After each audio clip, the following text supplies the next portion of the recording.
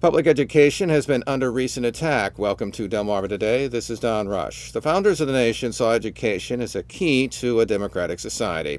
Nearly 250 years later, the shape of education has moved from that ideal, with efforts to push responsibility away from the government to vouchers and private charter schools.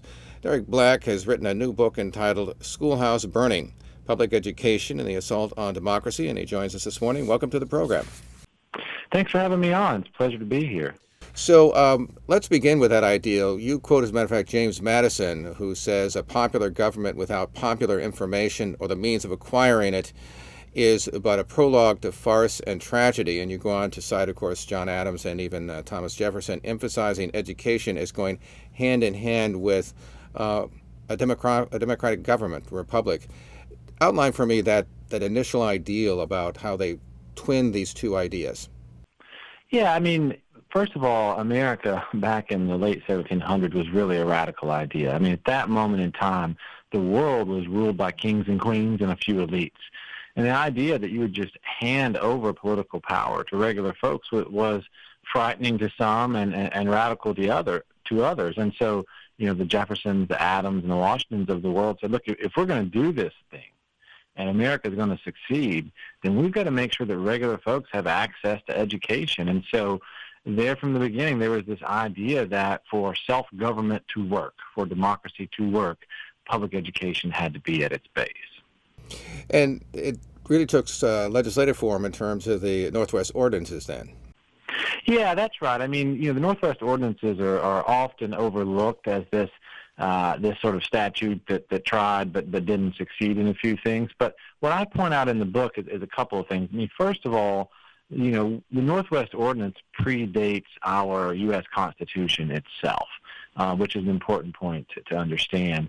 And in fact, the same people who passed the Northwest Ordinance ended up being the same people who voted on our Constitution in many respects. So what is the Northwest Ordinance? Well, ultimately, it was the land deal that made the United States of America under our Constitution possible, because at that moment in time, you had lots of states, Virginia, Pennsylvania, Connecticut, all claiming that they owned all the land outside of the colonies. So for them to come together under our new constitutional system, they had to give up claim to those lands and cede it over to the federal government. So they do that through the Northwest Ordinance, and then the Northwest Ordinance sets up the rules by which all the rest of the land will become states.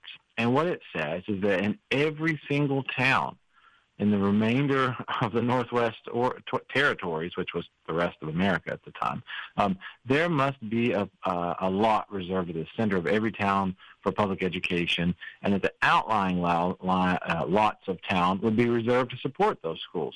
So we literally have a land deal that structures the remainder of America's growth centered on public education. What happens to those schools? What happens to education between then and the Civil War? Well, I think one of the problems with America early on was that all we had was land. America was broke early on, and so land alone was actually not enough to make those schools as vibrant and as powerful as we needed. So, there were some problems in the territories around money. And in the South, which, was not part of the territories, those were the original colonies, we had slavery, and we had people who were barred from reading by criminal law. And we also had a lot of regular white folks who couldn't get access to public education in the South. It was really a system run primarily on the plantation, and the plantation owners educated their children and not really anyone else. But following the Civil War, Congress understands a couple of things. One, that if we're going to welcome millions of people into this democracy, we have to have an education system to educate them. So the former slaves need education. They also understood that America had not made good on its promise of an educated citizenry, back in the late 1700s, and that, regular white folks needed it too. So as a condition of readmitting the southern states to the Union, Congress says, you've got to rewrite your constitutions, and you have got to provide education in them. And as a result, all the southern states, as a condition of readmission, rewrite their constitutions, guarantee that the state will provide public education.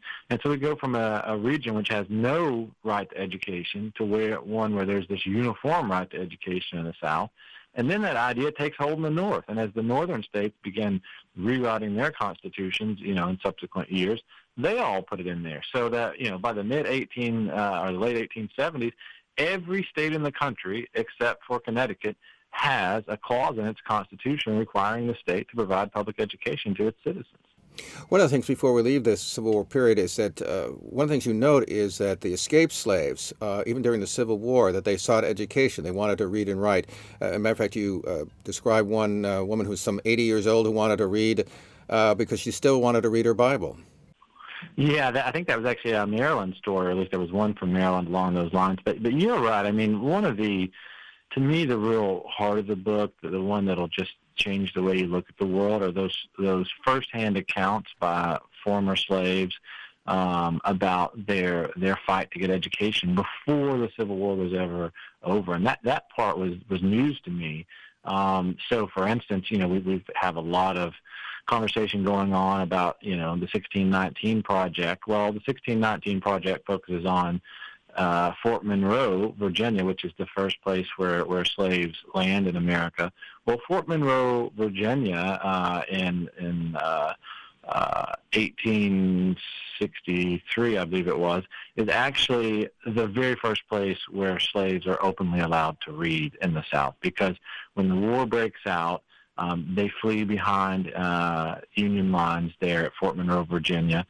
And immediately the folks say, we want to read, right? That they had been part of their culture, hidden culture, that they believed that education was the gateway to freedom.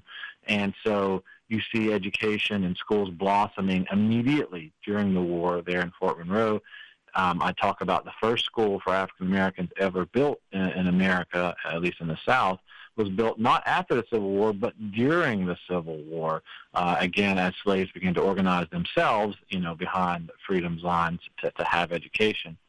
And it wasn't just young children. I mean, the example you're pointing to, or at least the one I'm recalling, is a discussion of a teacher comes into a room there in Maryland, and there's a woman that's older, and says, what are you doing? Why are you in here, trying to read? And she said, I want to read before I die so I can teach the children, and if I don't learn to read, I'll die trying. And so there really was this sort of human urge, emotion to sort of, acquire what had been denied, and to take charge of one's own intellect, right, and move it in the directions that they saw fit, as opposed to sort of the slaveholders. So it really is a remarkable period that allows us to see not just education as a part of citizenship, but education as a part of humanity.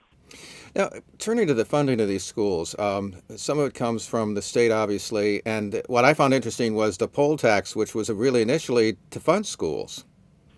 Yeah, I mean, if the poll tax is a dirty concept today, right? Because we all understand that during Jim Crow segregation, poll tax and other mechanisms like that were used to exclude African Americans from the ballot box. But if you go all the way back to the beginning of those poll taxes in 1868 here in South Carolina, where the majority of delegates to our constitutional convention were in fact African American, the poll tax was a black idea. And the reason why they wanted a poll tax was that they believed that was the only way they could guarantee access to public education, right? We sort of learned that land alone, for instance, was not enough to fund it. We know the economy is in shambles following the Civil War, and so those African-American delegates, along with a lot of whites, say, look, let's have a poll tax. That way that we know at least once a year we'll get these receipts, and we know that African Americans are certainly dying to vote, and so we think this will happen. And the other key point to sort of emphasize is they didn't use it to exclude people from the ballot box, because if you couldn't pay the poll tax, you could still vote. But it was sort of a tax for everyone who could. And so that system of funding education was replicated across the South and other places. So the poll tax comes into existence, ironically, to help fund public education in the South. Now, as the period then moves on into the Jim Crow period, you talk about the fact that the judges begin to turn back all this progress that was made, ultimately certainly culminating in Plessy versus Ferguson. Tell me about those decisions that came from the high courts. Yeah, I mean, it is I guess it's the tragedy of human folly, which is, the North may have won the war, but it didn't hold the Supreme Court. To be quite honest, we had former slaveholders on the Supreme Court. There was no change in its composition just because of the war. And so, even though the 14th Amendment is passed in 1868 guaranteeing equal protection of the laws, and even though we have the 15th Amendment shortly after that guaranteeing the right to vote or to vote equally, we have a number of we have a Supreme Court that interprets those clauses very narrowly, right? That basically allows the South to begin discriminating, within a decade or so of the passage of the 14th Amendment. It begins to limit Congress's power to stop that with a number of, decisions. And it also limits the ability to guarantee the right to vote. So we really have a Supreme Court that's trying to reverse the Reconstruction period and all these gains. And that really casts us into a very dark period in history, unfortunately. You also mentioned that there's a defunding education that begins to go on, even though the states have passed these laws and they've created the poll tax and so on to fund the schools themselves. Yeah, there is what I call the silver lining from Jim Crow. Most of the time we look back at Jim Crow and rightfully understand that there's not much good to be seen in it, right? And I don't mean to say that there's anything good about Jim Crow, but there is this silver lining, which is African Americans in the South in particular had forced and insisted on this system of public education. And that idea of public education and the affinity toward it took roots in both the black and the white community. And so in 1891, for instance, in Mississippi, when they are saying, look, we're going to rewrite our Constitution, they said, we've come together for one purpose, and that is to disenfranchise, African Americans. Like, that is the stated purpose of that convention in Mississippi. So they began to do that, right? And they, of course, began to attack the right to vote, passing grandfather clauses and things of this sort to keep African Americans out, restricting the right to vote, and segregating and underfunding public education, right? So that if public education was part of the sort of twin pillars of their citizenship, they're removing voting and they're removing education, or at least reducing it. But what happened during that convention was there were some who said, let's just get rid of public education altogether, because this is primarily serving, African Americans. African Americans, the majority in Mississippi and also in South Carolina, for instance. And there were some delegates that said, no, that's too far. We might segregate education, but we're not going to get rid of it. And that's an important thing to take stock of, right? That in just a short period following the Civil War, this idea takes hold. That idea of public education is not enough to overcome racism, but it's strong enough to withstand the racist impulse to do away with public education. And the other thing that happened after that convention is that they had sufficiently defunded public education that some of those original delegates to the 1891 convention goes, wow, we didn't mean to hurt public education that much. We've got a lot of white constituents that are very upset now because now their education is also being harmed. And so there was actually an effort, litigation by the Attorney General of Mississippi to reverse portions of what they had just done in the 1891 convention, because they did want to keep public education. And so, I just think, and I tell this story again in the civil rights movement later, but, that this commitment to public education is really part of who we are as America, and even the stain of racism has not been enough, at least as of yet, to completely stamp out that idea. We're sort of wedded to it. I want to turn now to the efforts to overturn Plessy versus Ferguson and the NAACP strategy to eliminate separate but equal, because initially they didn't attack the concept itself, but rather the effects of it. Yeah, that's right. Again, when the NAACP tries to undo segregation, they start with the founders' ideas, this idea that public education is part and parcel of what it means to be a citizen, what it means to participate in our democracy. And so what they really began to do is make all these arguments to the court about how school segregation, at least in its effects and its underfunding, is undermining our democracy, is undermining citizenship. And that idea, you find it throughout all of the briefs, from the late 30s into Brown v. Board. And then, of course, in Brown v. Board itself, you have that famous paragraph where it says, education is the very foundation of good citizenship. No child can be expected to succeed in today's world without it.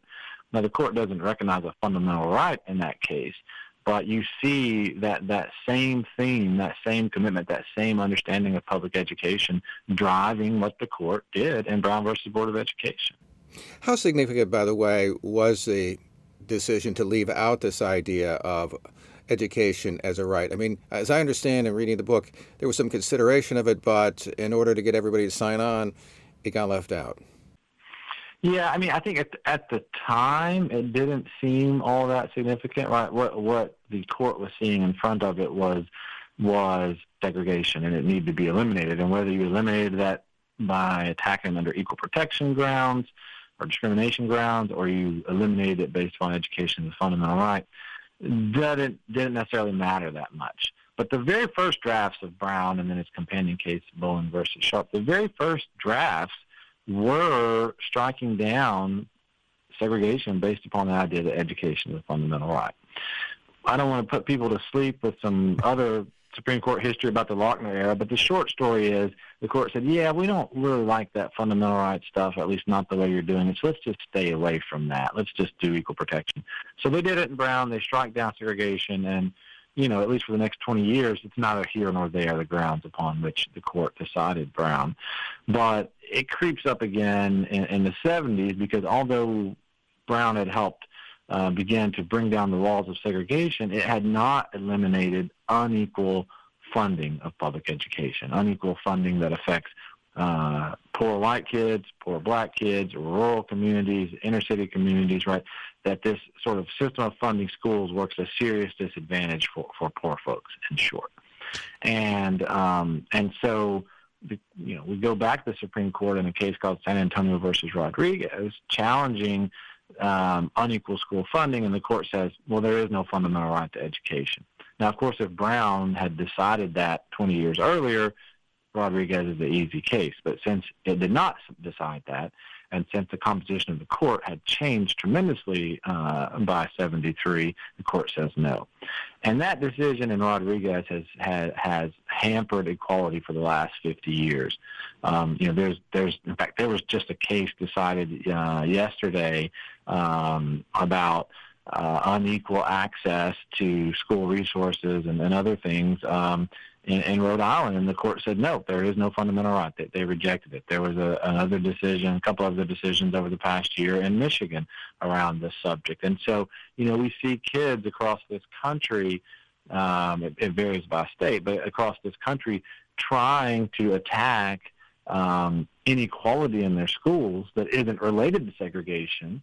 It's just inequality for other reasons, and the Supreme Court and the lower court saying no, we can't help you with that. We can't help you with that. And so, yeah, that magic turn there, or sort of fundamental turn in Brown versus Board of Education that leaves a lot of problems and has left a lot of problems. And at that point, the states seem to step in. We have the Serrano decision, for example. I lived in California when that came down, in which states began to try to recognize that there was this inequality. We have, in Maryland, we have the Kirwan Commission, for example, which is talking about trying to get some decent funding for these schools and the inequality that exists in them. Talk a little bit about that. And it sounds like even though the states try to step in, that's still an uneven process. Yeah, well, I mean, I think so you're right. After San Antonio versus Rodriguez and the doors to the federal court seemed to be closed, people began suing in state courts. And ironically, what is the grounds for their suit? It was those constitutional clauses that I just told you about, a little bit earlier, that were enacted in the late 1800s, in which the state constitution obligates the state to provide public education. So relying upon those state constitutions, folks start to win in a lot of states. It starts slow in the 70s, but by the late 80s and 90s, it really picks up steam. But But there's a couple of, to be clear, tremendous gains in a lot of states and tremendous reforms in a lot of states as a result of this state constitutional litigation to enforce the right to education. No doubt about it.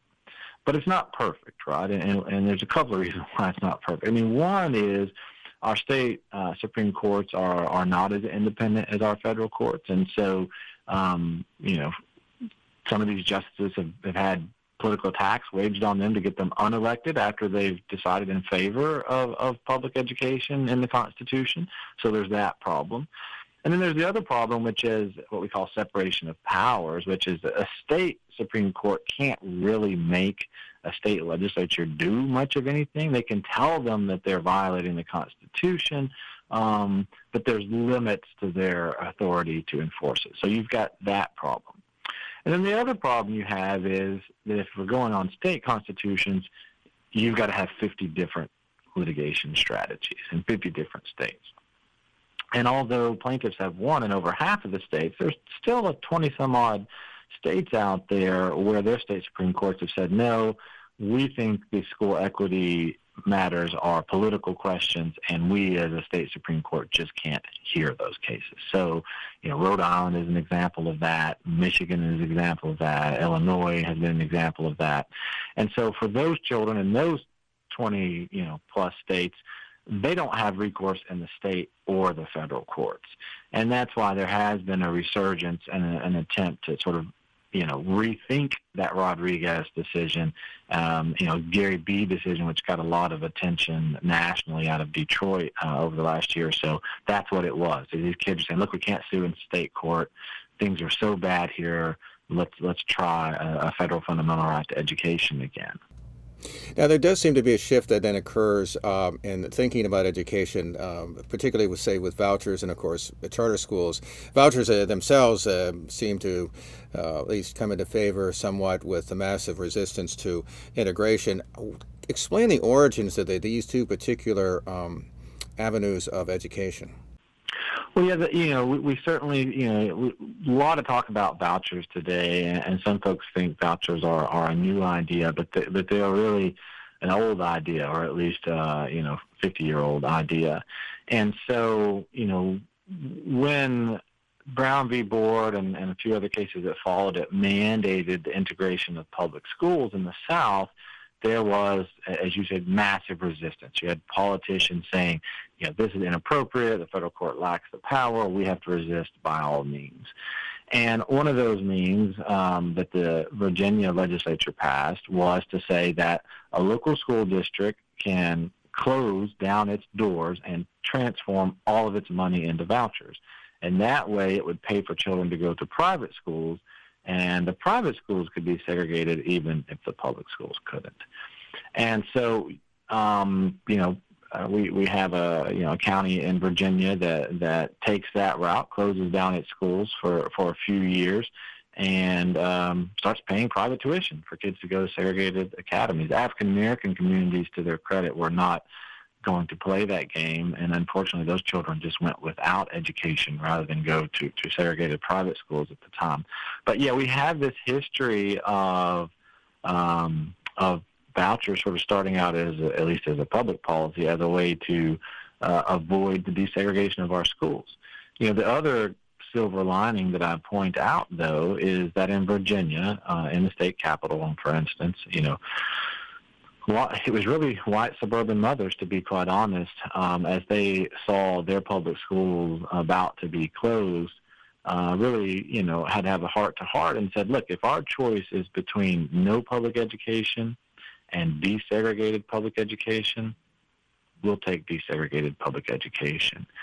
And again, I point to that by saying, look, there's certainly tons of racism floating around, but this idea of public education has been something that carries us through our dark hours, something that can bring us together and has brought us together during these times. And so, that's an important moment in history. Now, you fast forward to today, because vouchers really sort of fell out of favor for a good, 4 decades following that. But now they're back again. And they're being presented in a sanitized version, in fact, being presented as freedom for African American children.